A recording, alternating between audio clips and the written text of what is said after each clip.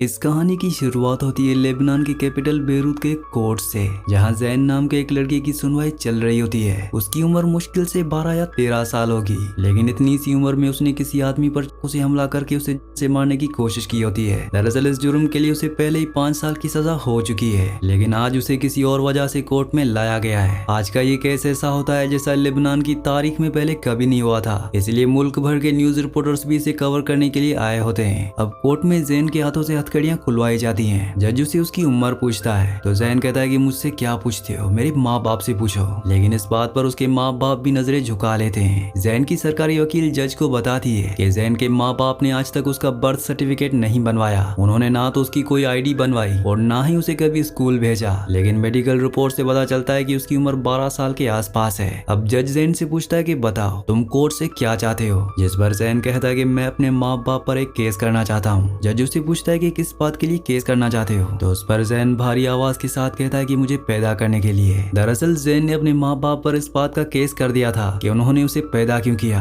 अब इसके बाद कहानी कुछ महीने पीछे चली जाती है। यहाँ पर हमें दिखाया जाता है कि जैन अपने माँ बाप और 7 छोटे भाई बहनों के साथ बेरूत के एक छोटे झोपड़पट्टी के इलाके में किराए के एक छोटे से घर में रहता है। इस छोटे से घर की हालत बहुत ही खराब होती है और इसमें हर वक्त पानी लीक हो रहा होता है, लेकिन उसके माँ बाप इतने गरीब होते हैं कि जानवरों के रहने जैसी जगह को भी वो अपनी खुशनसीबी मानते हैं, क्योंकि इनका मकान मालिक असद उनसे इसमें रहने का किराया नहीं लेता, मगर इसके बदले में वो जैन से अपनी दुकान के बहुत सारे काम करवाता है। असद की दुकान पर काम करते हुए जैन जब बच्चों को स्कूल बस में पढ़ने जाते देखता है तो उसका भी मन करता है कि वो भी स्कूल जाए, लेकिन जैन के माँ बाप ना तो अपने बच्चों को पढ़ाते लिखाते हैं और ना ही उनके फ्यूचर के बारे में ज्यादा सोचते हैं, क्योंकि वो अपने और अपने बच्चों के रोज के खाने के इंतजाम के जद्दोजहद से ही बाहर नहीं निकल पाते। 12 साल का जैन पूरे दिन असद की दुकान के भारी भारी काम करता है। असद भी रोजाना शाम को उसके माँ बाप के लिए सिगरेट और उसकी 11 साल की बहन शहर के खाने के लिए कुछ न कुछ बेचता है, लेकिन असद का ये रहमो करम ऐसे ही नहीं था, क्योंकि जैन अब समझने लगा था कि असद की गंदी नजर उसकी बहन के ऊपर है। इसलिए और ज्यादा पैसे कमाने के लिए वो असद की दुकान पर काम करने के अलावा अपने भाई बहनों के साथ मिलकर सड़कों पर जूस भी बेचता है। इसके अलावा जैन की माँ उसे एक इलीगल काम भी करवाती है। वो उसे डॉक्टर का फर्जी प्रिस्क्रिप्शन देकर उसे कुछ दवाइयाँ मंगवाया करती है। घर पर वो इन दवाइयों को पीस कर पानी में डालती है और इस पानी में कपड़े डालकर उन्हें सुखा लेती है। इसके बाद वो उन कपड़ों को लेकर अपने बड़े बेटे इब्राहिम से मिलने जेल जाती है, जहाँ इब्राहिम इन कपड़ों को निचोड़कर इसको जेल के कैदियों को बेच देता है और इस तरह जैसे तैसे उनकी फैमिली के खाने का इंतजाम हो पाता है। इतनी छोटी सी उम्र में इतने भारी काम करने के बाद घर पर वो अपने छोटे भाई बहनों का भी ध्यान रखता है। वो अपने 7 बहनों भाइयों के साथ एक ही बिस्तर पर सोता है और पर्दे के पीछे उसके माँ बाप और ज्यादा बच्चे पैदा करने की तैयारी में लगे रहते हैं। जैन के माँ बाप गरीब होने के साथ साथ अनपढ़ भी हैं और गरीबी की इतनी मार झेलने के बाद भी वो लगातार बच्चे पैदा किए जा रहे हैं।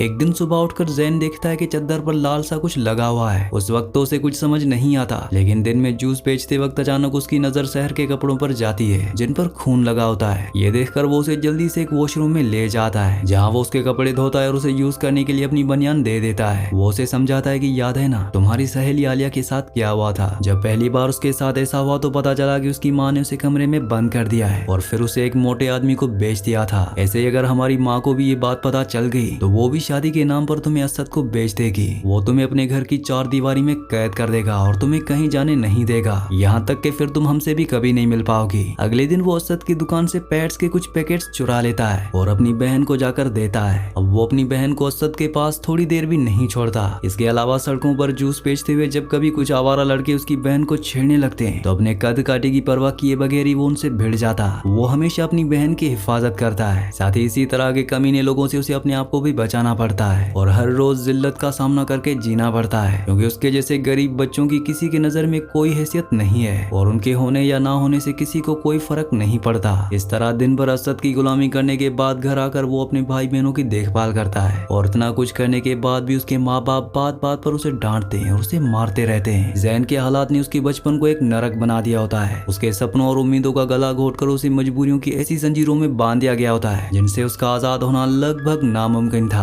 एक दिन जब वो काम से घर लौटकर आता है तो वो देखता है कि 2 मुर्गियां लेकर असद और उसका बाप उनके घर आए होते हैं। शहर वहाँ सज धज कर असद के पास बैठी होती है। ये देखते ही जैन सब समझ जाता है और गुस्से में अपनी माँ से कहता है इन दोनों को अभी यहाँ से भगाओ वरना मैं इन दोनों की जान ले लूंगा। इस पर जैन की माँ उसे चुप कराने लगती है और उसे डांटते हुए और पीटते हुए कहती है कि शहर के बदले में वो हमारे कुछ महीनों का किराया और माफ कर देगा, नहीं तो हम सबको सड़कों पर रहकर भीख मांगनी पड़ेगी। जैन जब अभी भी असद को यहाँ से भगाने की जिद पर अड़ा रहता है तो उसकी माँ जूस लेकर अंदर जाती है। जैन के इस ड्रामे से बचने के लिए वो शहर को बाहर भेज देती है। शहर के बाहर आते ही जैन उसे डांटता है और गुस्से में उसके होंठों की लिपस्टिक को हाथ से रगड़ देता है। इसके बाद रात को उसके माँ बाप दोनों मुंह लटका कर बैठे होते हैं, क्योंकि उन्हें पता होता है कि 11 साल की लड़की के साथ वो ये सब गलत कर रहे हैं। लेकिन उनके हालात ऐसे होते हैं कि इसके अलावा उनके पास कोई और रास्ता नहीं होता। न जाने कब से उन्होंने असद को उसके घर का किराया नहीं दिया होता, इसीलिए अगर वो उसकी बात नहीं मानते तो असद उन्हें घर से निकाल देता और उनके पास रहने का कोई ठिकाना नहीं बचता।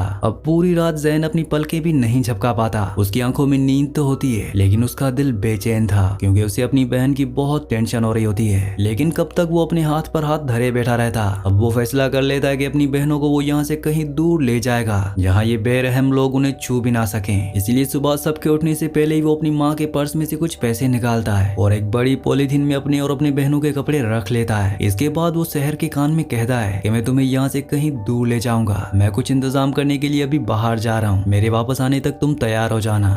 अब वो असद की दुकान से कुछ सामान चुरा कर शहर को लेने के लिए घर वापस आता है। लेकिन जब वो वापस आता है तो वो देखता है कि उसकी माँ उसकी बहन की पकड़कर उसे बाहर खींचकर ला रही होती है। उसके माँ बाप उसे असद के घर छोड़ने जा रहे होते हैं, क्योंकि उन्होंने उसे घर से भागने की तैयारी करते हुए पकड़ लिया था। जैन ये देखकर अपनी माँ के ऊपर चिल्लाता है और शहर को उसे छुड़ाने की कोशिश करता है, लेकिन उसकी माँ उसे डांटते और पीटते हुए कहती है कि तुम बीच में मत पड़ो, ये हमारा फैसला है। जैन फिर भी शहर का हाथ अपनी माँ से छुड़ा लेता है, लेकिन तभी पीछे से उसका बाप सलीम शहर को उठाकर बाहर ले जाता है। जैन उसे छुड़ाने की काफी कोशिश करता है, लेकिन इसके लिए वो काफी छोटा था। उसका बाप शहर को स्कूटर पर बिठाकर ले जाता है। जैन रोते हुए स्कूटर का पीछा करता रह जाता है। उसकी बहन चिल्लाते उसे आवाज देती रहती है, लेकिन जैन के नन्हे हाथ पैर उसे बचा नहीं सकते थे। जैन अब पूरी तरह से हार चुका होता है। उसकी आंखों में आंसू और गुस्सा होता है। अपना गुस्सा वो एक घर के दरवाजे पर उतारने लगता है, जिसे देखकर उसकी माँ उसे लगती है। लेकिन जैन आज उसे अपना हाथ छुड़ाकर भागता ही जाता है और वापस मुड़कर नहीं देखता। इस तरह भागते हुए वो घर से काफी दूर निकल जाता है और जाकर एक बस में बैठ जाता है। अब एक बार फिर से हमें कोर्ट का सीन दिखाया जाता है, जहाँ जैन के फादर कहते हैं कि मैंने शहर के भले के लिए उसकी शादी की थी, क्योंकि मेरे पास उसके खाने पीने और सोने तक का कोई ढंग का इंतजाम नहीं था। मैंने सोचा असद के घर जाकर उसे कम से कम पेट भर खाना और ढंग के बिस्तर पर सोने को तो मिल जाएगा। फिर वो जज से कहता है कि आपको लग रहा होगा कि सब मेरी गलती है, लेकिन जिन हालात में मैं पैदा हुआ और बड़ा हुआ, अगर ऐसा नहीं होता तो शायद आज मैं आप लोगों से भी बेहतर इंसान होता। अपने आप को मेरी जगह रख कर देखो तो पता चलेगा कि लोग जानवरों की तरह मेरे साथ बिहेव करते हैं, वो मुझ पर थूकते हैं। अपने आंसू पोंछते हुए सलीम अब कहता है कि लोगों ने कहा बच्चे पैदा करो, कल वही तुम्हारा सहारा बनेंगे, लेकिन बाद में बच्चों ने मेरी और भी कमर तोड़ दी। मैं तो उस दिन को कोसता रहता हूँ जिस दिन मेरी शादी हुई थी। अब इसके बाद कहानी वापस पास्ट में जाती है, जहाँ घर से भागकर जैन एक बस में जाकर बैठ गया था। उसे कुछ नहीं पता होता कि उसे जाना कहाँ है, मगर रास्ते में उसे जोकर के जैसी ड्रेस पहने एक बूढ़ा आदमी दिखता है। रास्ते में एक मेले के पास जब वो बूढ़ा बस से उतरता है तो जैन भी वहीं उतरकर उसके पीछे पीछे जाने लगता है, मगर वो बूढ़ा आदमी उसकी नजरों से ओझल हो जाता है। तो फिर वो ऐसे इधर उधर टहलने लगता है। यहाँ वो साफ सफाई करने वाली एक लड़की से पूछता है क्या मुझे भी कोई काम मिल सकता है। वो लड़की उसे अपना नाम राहिल बताती है। वो जैन को कोई काम तो नहीं बताती, लेकिन उसे अजीब सी नजरों से देखते हुए किन्हीं ख्यालों में खोने लगती है। दरअसल राहिल का कुछ महीने का एक बच्चा है, जिसे वो काम पर ही अपने साथ लाती है और यहाँ एक टॉयलेट के अंदर उसे छुपा कर रखती है। जैन को देखकर उसे बार बार ये ख्याल आ रहा होता है कि यह लड़का घर पर उसके बच्चे का ध्यान रख सकता है, लेकिन अपने बच्चे को वो किसी अनजान के हवाले भी तो नहीं कर सकती। अब जैन पूरा दिन दुकानों पर घूम घूम कर काम मांगता रहता है, लेकिन जब उसे कोई काम नहीं मिलता तो शाम को वो घर जा रही राहिल के पीछे चल देता है, क्योंकि उसे बहुत भूख लगी होती है। इसलिए वो उसे पूछता है कि क्या तुम मुझे थोड़ा सा खाना खिला सकती हो। राहिल भी अब उसे अपने साथ अपने छोटे से किराए के घर में ले जाती है, जो कि एक झोपड़पट्टी जैसा ही होता है। वो अपने बच्चे यूनुस के साथ जैन को भी नहलाती और खाना खिलाती है। जैन अब इनके साथ ही रहने लगता है। इस तरह जैन पूरा दिन बच्चे की देखभाल करता है और काम के बाद राहिल आज किसी कस्टमर का बचा हुआ एक केक लेकर घर लौटती है।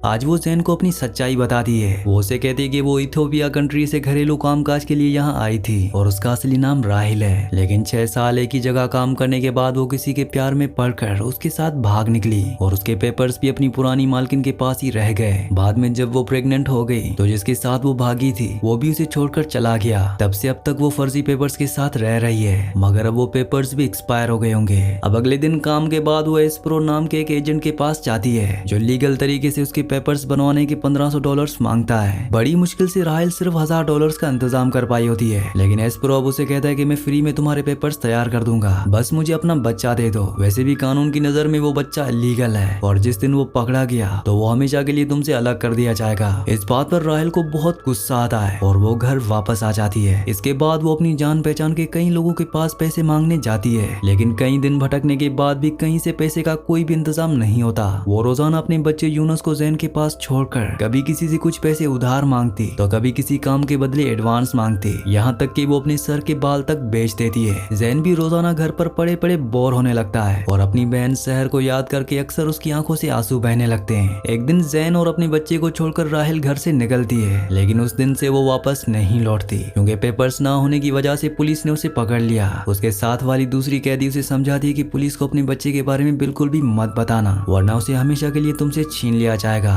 और उसे किसी ऑर्फनेज में दे दिया जाएगा। राहेल ये सब बिल्कुल भी नहीं चाहती कि उसका बच्चा उसे छिन जाए, इसलिए वो अपने बच्चे की बात को छुपा कर रखती है और उसके बारे में सोचकर रात भर रोती रहती है। दूसरी तरफ जब पूरी रात के इंतजार के बाद भी राहेल नहीं आती तो अगले दिन जैन यूनुस को गोद में लटकाकर उस जगह जाता है जहाँ वो साफ सफाई का काम करती थी। वो वहाँ काम करने वाले एक आदमी से पूछता है, लेकिन वो आदमी बताता है कि कल से वो यहाँ आए ही नहीं, मगर वो जैन को एस्प्रो के बारे में बता देता है क्योंकि राहेल अक्सर उसकी दुकान के चक्कर काटती रहती थी। अब जैन उस मार्केट में जाकर एस्प्रो से मिलता है, जो राहेल का नंबर भी लगाकर देखता है लेकिन वो बंद होता है। अब एस्प्रो जैन के खाने के लिए कुछ मंगाता है और उसे कहता है कि इस बच्चे को मुझे दे दो, राहेल से मेरी बात हो चुकी है, मैं इसे फॉरेन में किसी अच्छी फैमिली के हवाले कर दूंगा। लेकिन जैन उसकी बातों में नहीं आता और उसे यूनुस को लेकर घर वापस आ जाता है। अब तक यूनुस भूख की वजह से बहुत ज्यादा रोने लगता है। जैन बाहर एक दुकान पर जाता है, लेकिन उसके पास इतने पैसे नहीं होते कि वो यूनुस के लिए दूध खरीद सके, इसलिए वो रास्ते में अपने घर के सामने बैठकर दूध पी रहे एक बच्चे से उसकी दूध की बोतल छीन कर ले आता है। अगले दिन वो किसी दुकान से नीचे गिरी मछलियां उठाकर ले आता है और इन्हें भून कर किसी तरह अपना और यूनुस का पेट भरता है। लेकिन अब वो देखता है कि घर की टंकी का पानी भी खत्म हो चुका है।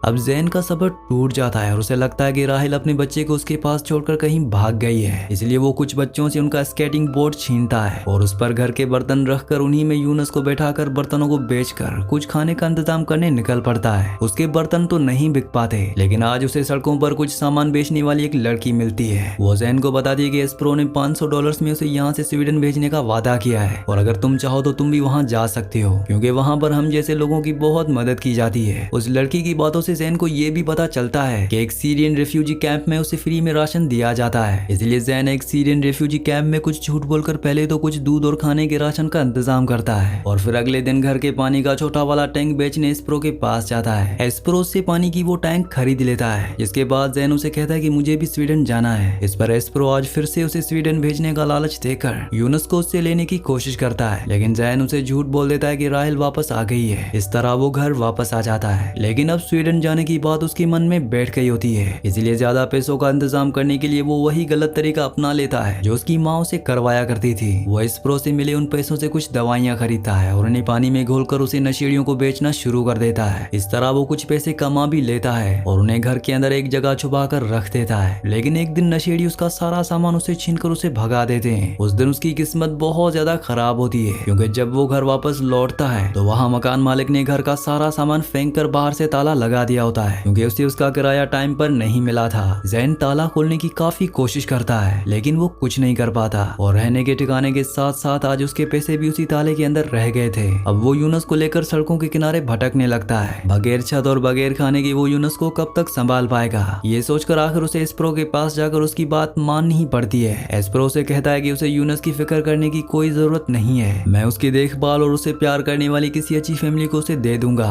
साथ ही यूनुस के बदले वो उसे कुछ पैसे देकर कहता है कि अपनी कोई भी एक आईडी लेकर आ जाओ, मैं समंदर के रास्ते तुम्हें स्वीडन भिजवा दूंगा। जैन बहुत ही टूटे दिल से यूनुस को छोड़कर अपने घर जाता है और वहाँ अलमारी में कोई अपनी आईडी खोजने लगता है, लेकिन उसके माँ बाप उसे देख लेते हैं और उसका बाप सलीम उसके ऊपर चिल्लाने लगता है। वो उसे कहता है कि दुनिया के लिए हम बस कीड़े मकोड़े हैं, इसलिए हम में से किसी की कोई आईडी नहीं है, अगर कोई आईडी होती तो हमें अस्पताल के दरवाजे से लौटकर नहीं आना पड़ता। ये सुनकर जैन पूछता है कि क्या हुआ, अस्पताल में कौन है, और अब आखिरकार उसे पता चल जाता है कि उसकी बहन शहर की कम उम्र में प्रेग्नेंट होने की वजह से मौत हो गई है। ये बात सुनकर वो पूरी तरह से टूट जाता है, वो बहुत रोने लगता है और उसे इतना गुस्सा आता है कि वो घर में रखा एक को उठाकर मकान मालिक असद को कुत्ते का बच्चा कहते हुए उसकी दुकान की तरफ दौड़ने लगता है। उसके माँ बाप उसे रोकने के लिए उसका पीछा करते हैं, लेकिन वो उनके हाथ नहीं आता। इसके बाद असद पर उसे जानलेवा हमला करने के जुर्म में जैन को गिरफ्तार कर लिया जाता है। इस तरह उसे 5 साल की सजा हो जाती है और उसे जेल भेज दिया जाता है, जहाँ उसे बच्चों के एक सेल में रखा जाता है।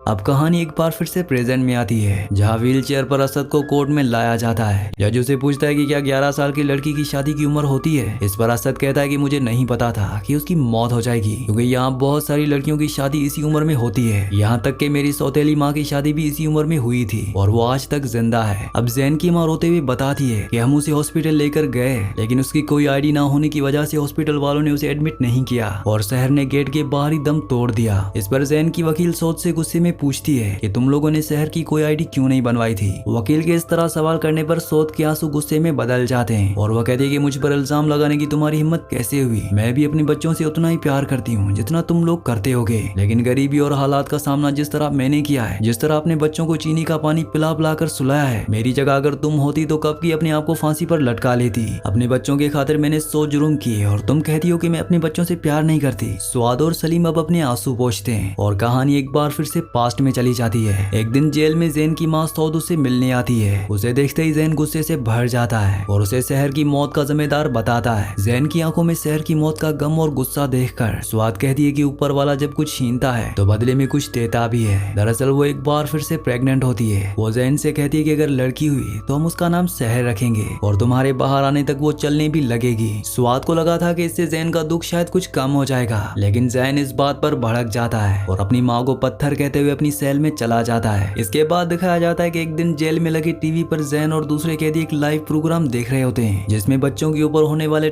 टॉर्चर्स के ऊपर बात की जा रही होती है। इस प्रोग्राम में एक नंबर भी दिया गया होता है जिस पर कोई भी इसी तरह की अपनी भी कोई कहानी बता सकता था। उस नंबर को जैन याद कर लेता है और वो जेल में लगे फोन से नंबर लगा देता है। वो कहता है कि मैं बच्चों की जेल से बोल रहा हूँ और मुझे अपने माँ बाप के ऊपर एक केस करना है। उसकी बातें सुनकर प्रोग्राम का एंकर हैरान रह जाता है और जैन से कहता है कि पूरी बात बताओ, तुम कहना क्या चाहते हो। अब जैन कहना शुरू करता है कि जो लोग बच्चों को पाल नहीं सकते वो बच्चे पैदा ही ना करें, क्योंकि मेरे जैसे बच्चों को मारपीट, जिल्लत और भूखमरी के अलावा कुछ नहीं मिलता। हम जैसे बच्चों के साथ लोग जानवरों जैसा बर्ताव करते हैं और हमारी जिंदगी किसी जहन्नुम से कम नहीं होती। वो कहता है कि मैंने सोचा था कि मैं एक अच्छा इंसान बनूंगा और लोग मुझसे भी प्यार करेंगे, लेकिन इंसान तो छोड़ो, शायद ऊपर वाला भी हमसे प्यार नहीं करता। अब लाइव प्रोग्राम होने की वजह से जैन का ये दर्द सुनकर पूरा मुल्क गमजदा हो जाता है और हर तरफ से जैन के लिए आवाजें उठने लगती हैं। कई एनजीओ जैन की मदद के लिए आगे आती हैं और अपना केस लड़ने के लिए उसे एक सरकारी वकील भी दी जाती है। इस तरह वो अपने माँ बाप के ऊपर खुद को पैदा करने का केस कर देता है। अब इसके बाद दिखाया जाता है कि इसी जेल के सेल में राहल भी कैद होती है, जिसकी नजर एक दिन जैन के ऊपर पड़ जाती है। वो जोर जोर से उसे आवाज देने लगती है और रोते हुए कहती है कि पता नहीं मेरा बच्चा किस हाल में होगा।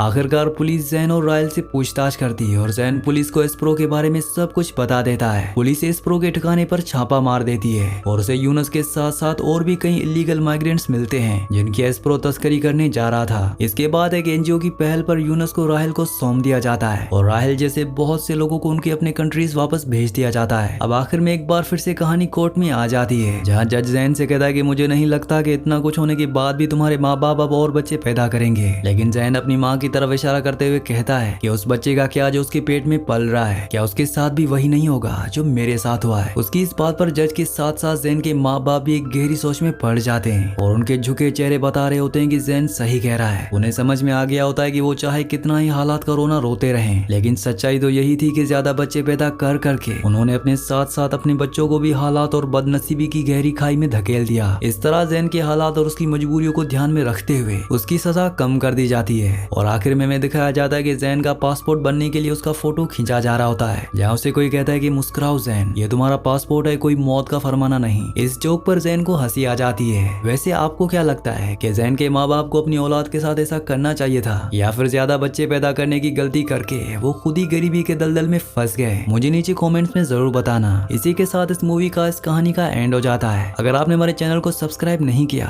तो चैनल को सब्सक्राइब कर लीजिए और वीडियो को भी लाइक करना मत भूलिए।